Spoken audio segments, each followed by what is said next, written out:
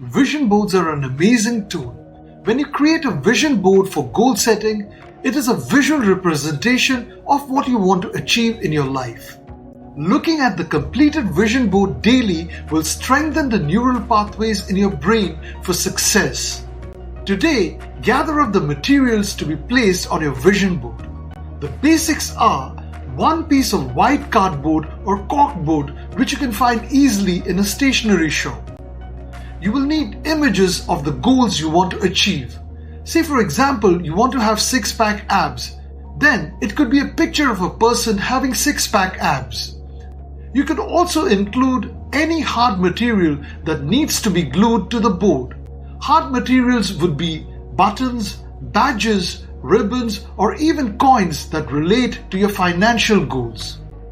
Make sure to have colored pencils for writing in timelines and motivational quotes.